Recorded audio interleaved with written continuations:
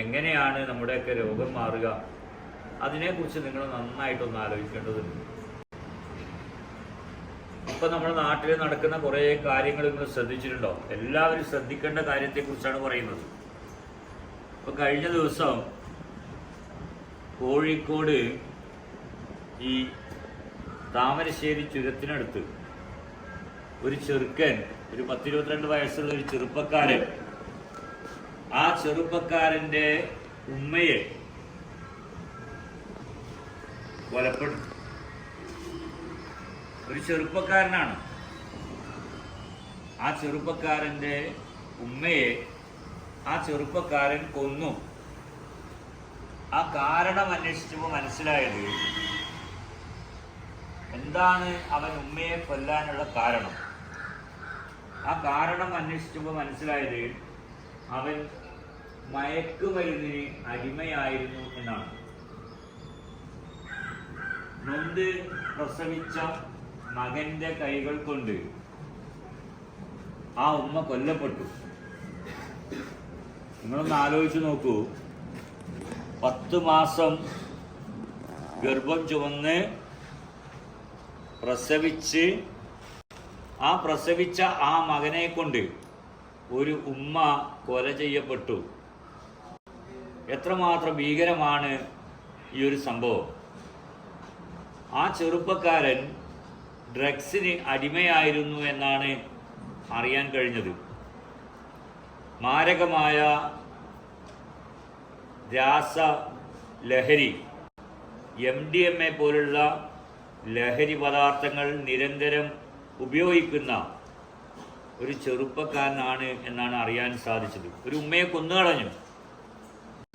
അതിനുശേഷം മിനിഞ്ഞാന്ന് തിരുവനന്തപുരത്ത് ഇതേപോലെ ഒരു ചെറുപ്പക്കാരൻ ആ ചെറുപ്പക്കാരൻ്റെ അച്ഛനെ കൊലപ്പെടുത്തി. അതും അന്വേഷിച്ച് നോക്കിയപ്പോൾ മനസ്സിലായത് ഇതുപോലുള്ള രാസലഹരികൾ ഉപയോഗിക്കുന്ന ആളാണ് എന്നാണ്. മയക്കുമരുന്ന് ഉപയോഗിക്കുന്ന ചെറുപ്പക്കാരനാണ് അവൻ്റെ അച്ഛനെ കൊന്നത് എന്നാണ് മനസ്സിലാക്കാൻ സാധിച്ചത്. ഇതുപോലുള്ള ഒരുപാട് പ്രശ്നങ്ങൾ നമുക്കിടയിൽ ഇങ്ങനെ നടന്നു വരുന്നുണ്ട്. അപ്പോൾ ഇങ്ങനെയൊക്കെയുള്ള ആളുകളാണ് നിങ്ങളും ഞാനും, നമ്മുടെ കൂടെയുള്ള മക്കളും ആളുകളൊക്കെ ആണെങ്കിൽ സൂക്ഷിക്കേണ്ടതുണ്ട്. നമുക്കൊക്കെ മാരകമായ രോഗങ്ങളും പ്രശ്നങ്ങളും വലിയ വലിയ ദുരന്തങ്ങളും നമ്മുടെ ജീവിതത്തിൽ സംഭവിക്കും. അതുകൊണ്ട് ഇത്തരം പ്രവണതകൾ, പ്രത്യേകിച്ച് ഈ പറയുന്നത് പോലുള്ള ലഹരി പദാർത്ഥങ്ങൾ, മയക്കുമരുന്നുകൾ ഉപയോഗിക്കുന്ന ആളുകളാണ് നമ്മളെങ്കിൽ, അല്ലെങ്കിൽ നമ്മുടെ മക്കളെങ്കിൽ, അല്ലെങ്കിൽ നമ്മുടെ കൂടെയുള്ള ആളുകളെങ്കിൽ, നിങ്ങൾ അവരെ അതിൽ നിന്നും മാറ്റിയെടുക്കാനുള്ള വലിയ തോതിലുള്ള ശ്രമങ്ങൾ ഉണ്ടാവണം. അങ്ങനെ ശ്രമിച്ചാൽ ഒരു പരിധിവരെ നമുക്ക് എന്ത് ചെയ്യാൻ പറ്റും? ഇത്തരം ദുരന്തങ്ങളിൽ നിന്ന് രക്ഷ നേടാൻ സാധിക്കും. അതല്ലെങ്കിൽ നമ്മുടെ മക്കൾ തന്നെ നമ്മളെ കൊലപ്പെടുത്തുന്ന സ്ഥിതിയിലേക്ക് കാര്യങ്ങൾ പോകും.